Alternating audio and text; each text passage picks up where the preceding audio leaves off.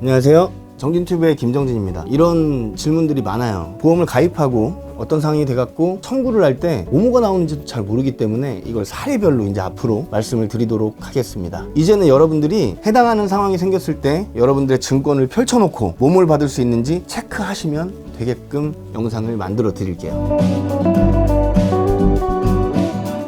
자, 오늘 사례는 뭐예요? 맹장수술입니다. 맹장수술. 맹장수술이라는 걸 조금 설명을 좀 드리면, 우리가 알고 있는 맹장수술, 맹장이 터졌다, 맹장염이다, 이렇게 얘기를 하죠. 엄밀히 얘기하면 맹장수술은요, 맹장수술이 아니에요. 맹장의 끝에 있는 충수라는 부분이 있어요. 이렇게 돌기처럼 나와 있는 이 충수에 염증이 생긴 거를 우리가 흔히 맹장염이라고 불러요. 원래는 충수염인데 병원에서는 이거를 충수염이라고 부릅니다. 충수에 염증이 생기면 되게 아파요. 이걸 또 나중에 방치를 하게 되면 더 큰 수술을 해야 될 수도 있거든요. 그래서 배가 아파서 병원에 갔을 때 뭐 피검사나 CT 찍고 뭐 이것저것 해요. 그렇게 해가지고 결과가 충수염이 있는 걸로 나왔다, 그러면은 바로 수술을 합니다. 수술을 어떤 식으로 하냐면, 요즘에는 그 복강경으로 해요. 구멍을 뚫어가지고 배꼽이나 이렇게 하고 맹장의 끝에 있는 충수 부분만 똑 잘라내고 봉합하는 수술을 하는 거예요. 그게 충수절제술이에요. 우리가 흔히 맹장 수술 받았다 라고 하는 게 충수절제술이라는 거죠. 그런데 충수에 염증이 생겨서 이거를 절제를 해야 되는데 그 타이밍을 놓치고 방치가 되게 되면 그 충수가 괴사가 됩니다. 그러고서 거기가 터져요. 터지게 되면 복막염을 유발합니다. 그래서 충수염에 대한 수술이 두 가지가 있는 거죠. 복막염이 되기 전에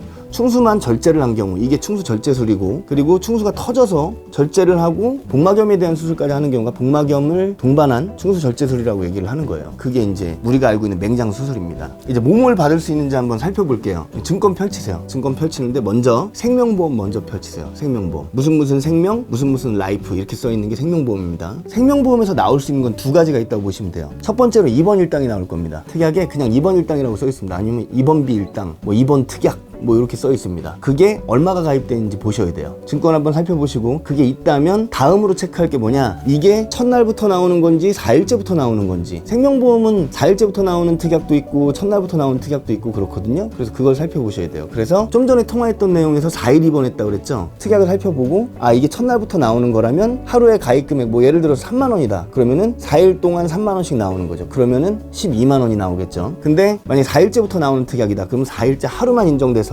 3만 원만 받게 되는 겁니다. 이해되셨죠? 두 번째, 수술 특약. 생명보험은 수술 특약, 일반적인 수술 특약이 어떻게 되어 있냐면 종수술 특약이라고 불러요. 옛날 거는 1종, 2종, 3종 난이도에 따라서 받는 금액들이 달라지게 되어 있습니다. 1종일 때 얼마, 2종일 때 얼마, 3종일 때 얼마, 이렇게 3종까지 분류되어 있는 게 3종 분류 수술 특약이고요. 요즘에는 1종, 2종, 3종, 4종, 5종 이렇게 좀 디테일하게 나눠서 1종부터 5종까지 나눠져 있는 수술 특약이 있어요. 그래서 어떤 거에 해당되는지 체크를 하시고, 수술 특약에서 이 충수절제술 같은 경우에는 몇 종을 받을 수 있느냐, 옛날 3종 분류표 수술 특약 같은 경우에는 1종 수술비를 받을 수 있습니다. 그래서 1종 수술비 얼마네? 아, 이걸 받겠구나 이렇게 생각하시면 되고, 요즘 거 5종 분류표에서는 2종이 나가요. 아, 2종 얼마구나 해갖고 이거 받는다고 생각하시면 돼요. 근데 아까 말씀드렸던 것처럼 복막염을 동반해서 수술을 하게 되면 조금 위험하거든요. 그래서 난이도가 올라가요. 그래서 3종 분류표에서는 2종 수술비가 나가고요, 5종 분류표에서는 3종 수술비가 나갑니다. 이거를 참고하시면 되겠어요. 이게 생명보험에서 나가는 겁니다. 그리고 이제 손해보험 증권을 펼쳐보세요. 손해보험은 무슨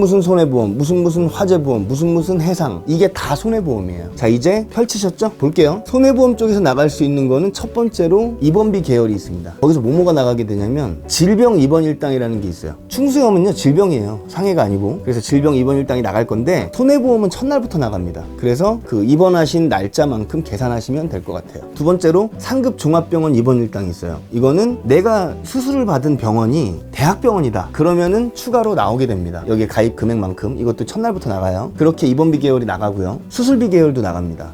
수술비 계열에서는 질병 수술비는 질병으로 수술을 하면 나가는 거니까 당연히 나오겠죠. 가입 금액만큼 나갑니다. 그리고 이게 들어있는 경우가 있어요. 충수염 수술비를 가입시켜 놓은 경우가 있습니다. 그래서 충수염으로 수술 받았으니까 충수염 수술비가 나오겠죠. 그래서 이 두 가지가 나온다는 거, 가입이 돼 있다면.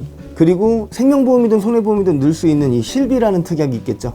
실비에서 병원비가 지급이 될 겁니다. 입원을 해서 수술을 했으니까 통원의료비가 아니고 입원의료비에서 나가겠죠. 그래서 본인이 가입된 실비의 보장 내용만큼 지급이 될 거예요. 여기서 주의를 하셔야 될 게 내가 입원을 한 병실이 상급 병실인지 아니면 기준 병실인지를 아셔야 됩니다. 실비가 무조건 입원했다고 막 그 돈을 다 주고 그러지 않아요. 똑같이 입원을 했는데 누구는 5인실 쓰고 누구는 1인실 쓰고 이렇게 했을 때 그걸 다 지급해주면 불공평하겠죠. 그래서 기준 병실까지는 다 지급이 되는데 상급 병실, 그러니까 병원에서 따로 분류한 그 상급 병실이라는 거에 입원을 하시면 그 돈을 다 지급해주지 않고 상급 병실과 기준 병실의 차액만큼의 금액들이 책정이 돼 있어요. 이 차액의 50%를 하루 10만 원 한도에서만 지급됩니다. 그래서 나머지 부분들은 받을 수가 없다는 거 참고하시고요. 전에 제가 만들어 드렸던 이 영상, 여기 카드 나갑니다. 이거 청구할 때 반드시 참고하시고 하셔야 된다는 거, 입원하고 수술하셨을 때는. 자, 그럼 이제 제일 헷갈리신 거, 청구를 할 때 어떤 서류를 준비해야 될까요? 첫 번째로 가입자의 신분증 사본, 통장 사본 반드시 들어가야 되고요. 두 번째, 병원 영수증. 카드 영수증을 가끔 갖고 오시는 분들이 있는데 카드 영수증 안 돼요. 병원의 영수증이 있어요. 거기에 많은 것들이 써 있거든요. 뭐 급여, 비급여, 뭐 의원급인지 뭐 병원급인지 상급병원급인지 뭐 아무튼 뭐 이렇게 갖고 나와 있는 그런 것까지 다 정보가 있기 때문에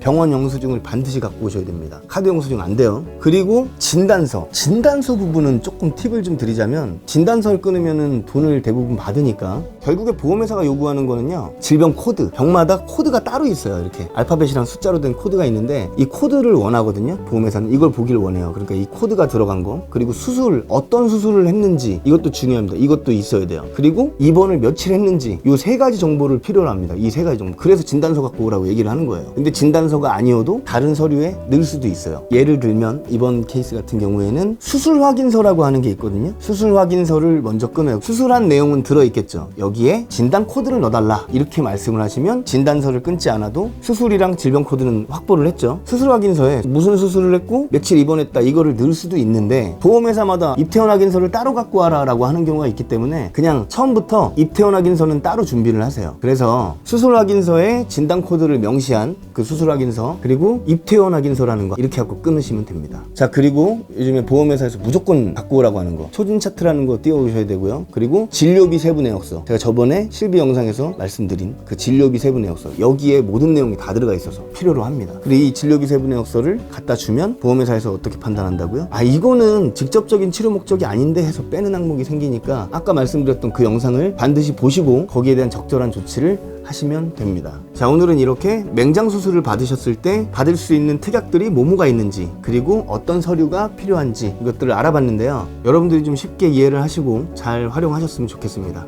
감사합니다.